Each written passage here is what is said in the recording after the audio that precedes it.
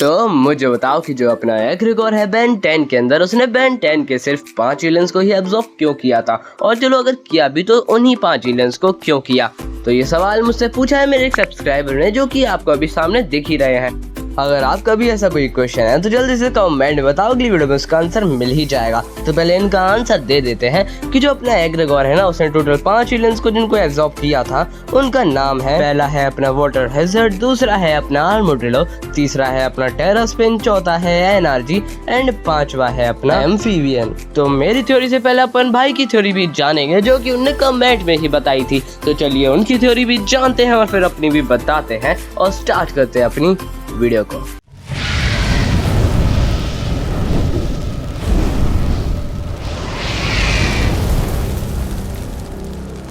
तो भाई का ये कहना है कि जो अपना वाटर हैजर्ड है वो रिप्रेजेंट करता है वाटर एलिमेंट को, आर्मोड्रिलो रिप्रेजेंट करता है अर्थ एलिमेंट को, जो अपना टेरास्पिन है ना वो रिप्रेजेंट करता है एयर एलिमेंट को, और जो एनर्जी है वो रिप्रेजेंट करता है फायर एंड लावा को, एंड जो लास्ट में अपना एम्फीबियन है वो रिप्रेजेंट करता है इलेक्ट्रिसिटी को।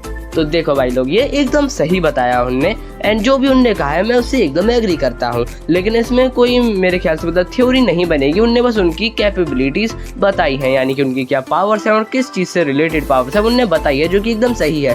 लेकिन अगर इसकी थ्योरी की बात करें तो मुझे ऐसा लग रहा है कि उनने ये बोला है कि जो नेचुरल 5 एलिमेंट्स होते हैं ना, जैसे धरती, पानी, आकाश, ये सब जो एलिमेंट्स होते हैं उसने टोटल 5 एलिमेंट्स को ही एब्जॉर्ब किया है। लेकिन अगर मैं अपनी थ्योरी का बताऊं तो उसने ऐसे कोई भी चूज करके एब्जॉर्ब नहीं किया था, बल्कि जो भी उसने एलियंस चूज करे थे वो सारे के सारे एक वजह से करे थे। जो वजह थी उसकी कि उसे सारे एलियंस जल्द से जल्दी चाहिए थे, और वो भी ऐसे एलियंस चाहिए थे जो कि वहां पे उसे पहुंचने में मदद कर सके।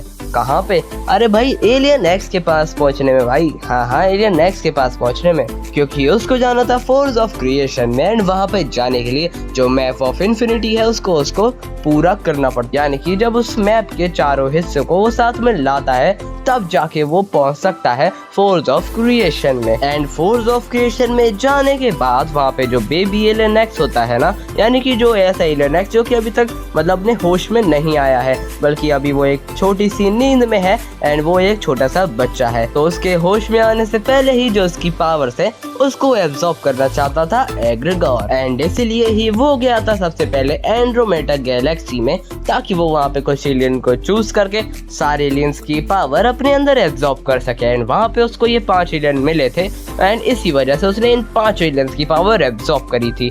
और ऐसा नहीं है कि उसने बेन 10 की ओमनिट्रिक्स से इनको एब्जॉर्ब किया था। अगर आपने बेन 10 देखा है तो आपको ये पता होगा, नहीं तो मैं बता देता हूँ कि उसने इन 5 एलियंस को उनके प्लेनेट से ही उठाया था और फिर अपने लैब में ला के इन 5 एलियंस की पावर अपने अंदर डाली थी। यानी कि उसने ओमनिट्रिक्स को एब्जॉर्ब नहीं किया था अपने केविन की तरह, बल्कि उन्हें इन 5 एलियंस की पावर निकाल के सेपरेट करके अपने अंदर डाली थी। और जो अपना बेन है ना, उसने भी जो टेरास्पिन है उसको भी बाद में ही अपनी ओमनिट्रिक्स के अंदर स्कैन करके फिट किया था। तो आई थिंक भाई आपको अपना आंसर मिल गया होगा कि जो ये सारे एलियंस है ना वो उसने सिर्फ इसलिए ही एब्जॉर्ब करे थे क्योंकि वहाँ पे 5 एलियंस थे जो कि एंड्रोमेडा गैलेक्सी में रहते थे, और एग्रीगोर को उसी गैलेक्सी में से जल्दी एलियंस की पावर एब्जॉर्ब करनी थी। इसलिए उसने उसी 5 एलियंस को चूज किया और जल्दी से अपने लैब में लेके आया और अपने अंदर वो पावर डाल दी।